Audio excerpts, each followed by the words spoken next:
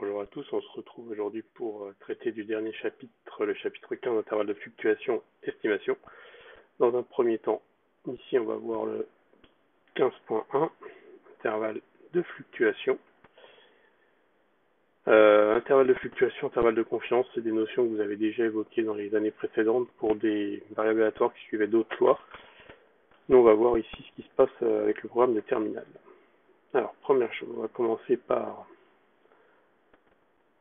définir ce qu'est un intervalle de fluctuation pour une variable aléatoire x au seuil de S. Donc ici, on va dire que I est un intervalle de fluctuation de x au seuil de S lorsque la probabilité que x appartienne à I est supérieure ou égale à S. Souvent, ce qu'on utilise, c'est un intervalle de fluctuation au seuil de 95%. C'est-à-dire que la probabilité pour x d'appartenir à cet intervalle-là est supérieure à 0,95. Et donc l'intervalle contient au moins 95% des valeurs plus par x. Évidemment, cet intervalle de fluctuation n'est pas unique. Pour ça, il suffit de prendre un intervalle qui contient i. Ce sera aussi un intervalle de fluctuation à 95%.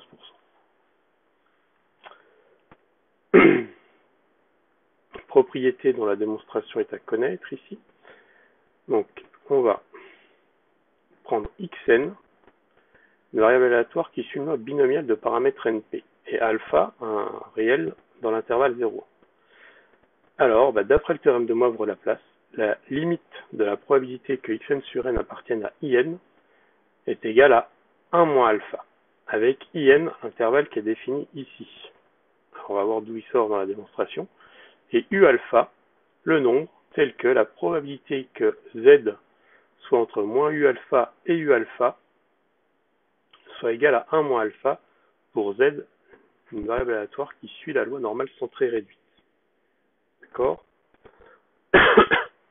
Ça, on sait que ce u alpha, on a vu dans le chapitre sur les probas continus comment, on a vu qu'il existait. On a vu la propriété là qui donnait ce u alpha pour une variable aléatoire qui suit une loi centrée réduite. D'accord? Donc ici, ça c'est le premier point de la démonstration. Ça c'est un théorème qu'on a vu, une propriété qu'on a vue au chapitre 13, que vous pourrez revoir à ce niveau-là, qui disait donc que si x suit une loi normale centrée réduite, qu'on prend alpha dans 0, 1, il existe un unique u alpha appartenant à R plus étoile tel qu'on ait cette condition-là. Avec x, bon ici, en l'occurrence avec z. D'accord? Maintenant, xn, c'est une loi binomiale. Deuxième point. Si xn, c'est une loi binomiale, son espérance, c'est np, son écart type, racine de np1 p. Donc, d'après le théorème de Moivre-Laplace, qui, alors je vous le rappelle peut-être, le théorème de Moivre-Laplace, mais vous le reverrez à ce moment-là aussi, si vous avez xn qui suit une loi binomiale de paramètres n, p, que vous prenez zn, la variable centrée réduite, xn moins np sur racine de n, p, 1 moins p, du moment où vous avez a inférieur à b, vous avez que la limite, quand n tend vers plus l'infini, de la probabilité pour zn d'être entre a et b est égale à l'intégrale de a à b de 1 sur racine de 2pi e de moins x2 sur 2 dx. Ça, je vous rappelle, densité de la loi normale centrée réduite. Donc ici, si on prend pour a et b les valeurs ici, moins u alpha et u alpha, on va avoir moins u alpha ici, u alpha ici, et donc la probabilité pour z qui suit, on a dit ici z, la loi normale centrée réduite, donc ça va être ça, la probabilité par définition, ce qu'on a écrit ici, c'est la probabilité pour z d'être entre u alpha et moins u alpha. Et le zn qu'on avait défini, ici dans le théorème de Moivre-Laplace, c'est bien la quantité dont on parle ici. Donc en appliquant le théorème de Moivre-Laplace, on a bien exactement que la limite ici, quand n tend vers plus l'infini, de la probabilité pour Zn d'être entre moins u alpha et u alpha, c'est-à-dire ici ce qu'on a là, est égale à l'intégrale entre moins u alpha et u alpha de 1 sur racine de 2 pi e de moins x2 sur 2, c'est-à-dire la probabilité pour z d'être entre moins u alpha et u alpha. Et ça, c'est 1 moins u alpha. D'accord? Donc maintenant, on va juste faire un travail sur cette double inégalité là, pour la renverser, pour obtenir xn sur n. Donc là, on va commencer par tout multiplier par racine de n p1 moins p. On obtient du coup cette double inégalité ici. Ensuite, naturellement, on va passer le np de l'autre côté pour obtenir ce qu'on a là. Puis, puisqu'on veut xn sur n, on va diviser par n. Donc, divisant par n, on obtient bien que xn sur n est entre p moins u alpha racine de p1 moins p sur racine de n et p plus u alpha racine de p1 moins p sur racine de n. On obtient donc que la limite, donc ici, cette probabilité-là, pour xn d'être entre, je vais prendre ça par exemple, donc cette probabilité-là, là, est la même que la probabilité d'avoir xn entre ces deux valeurs-là, puisque ces deux conditions sont équivalentes. Donc la limite de la probabilité pour xn sur n d'être entre p moins u alpha racine de machin et p plus u alpha racine de 1 est égale à 1 moins u alpha. D'accord? Ce qui démontre cette propriété.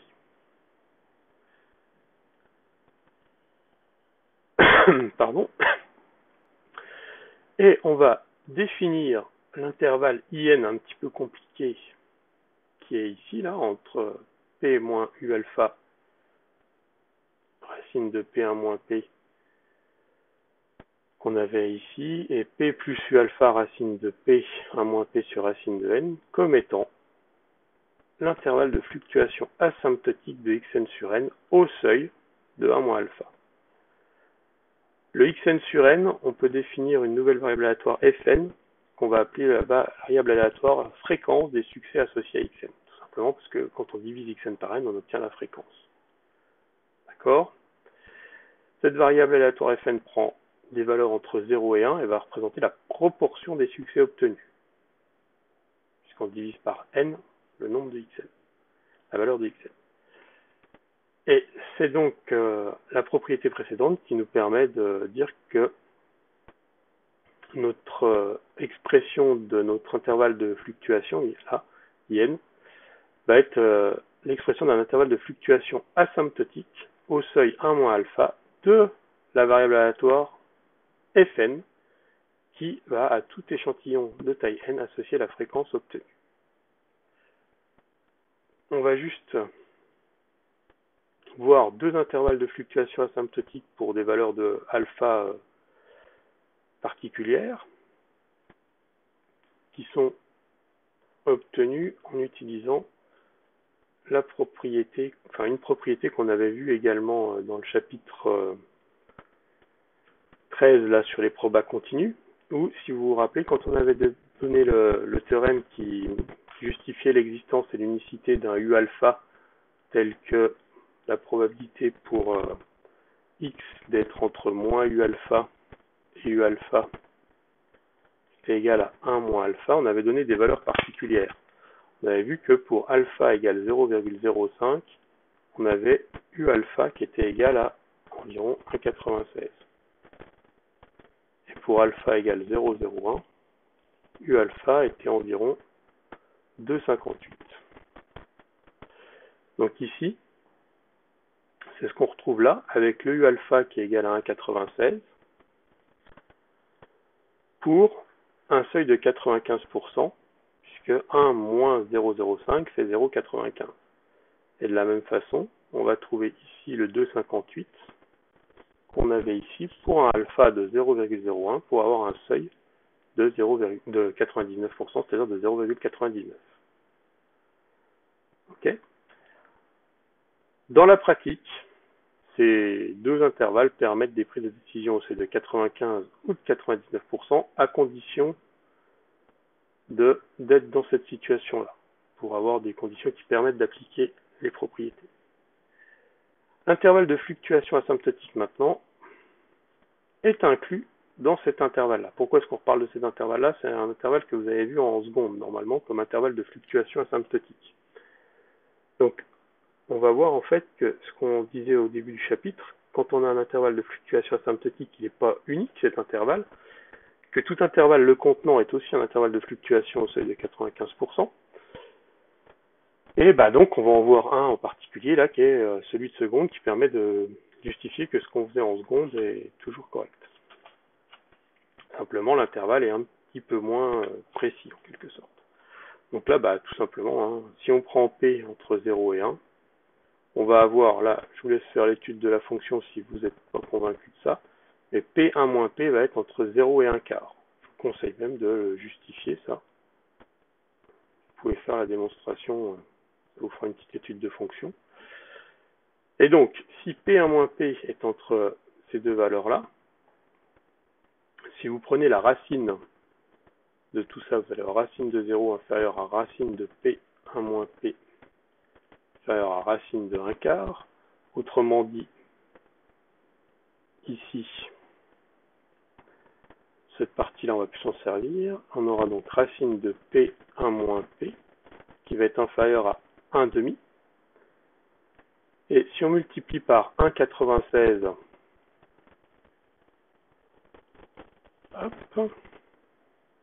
on aura ensuite que, en divisant par racine, donc là, ici, ça va faire 0,98.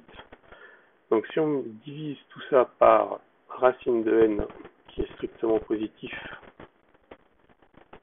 on va avoir ici ce qu'on veut majorer, 1,96 racine de P1 moins P sur racine de n, qui est plus petit que ça, et étant donné que ça c'est plus petit que 1, on va avoir quelque chose de plus petit que 1 sur racine de n. Donc comment est-ce qu'on comprend les choses? On comprend que par rapport au P ici, qui est le centre de notre intervalle de fluctuation asymptotique, quand on s'écarte de 1,96 racine de P1 moins P sur racine de n des deux côtés, cet écartement ici, là, il est plus petit que l'écartement 1 sur racine de n. Donc si vous mettez ici 1 sur racine de n, si vous écartez de 1 sur racine de n, vous allez avoir un intervalle final qui va contenir l'intervalle in qu'on avait ici. Donc notre intervalle ici, P moins 1 sur racine de n, P plus 1 sur racine de n, contient bien l'intervalle in. D'accord? In est inclus dans cet intervalle. Donc c'est ce que je vous disais, ce dernier intervalle, c'est l'intervalle de fluctuation vu en secondes, il contient in, donc il contient aussi toutes les valeurs de xn avec une probabilité supérieure à 95, mais il est moins précis que in. Voilà qui termine ce 15.1.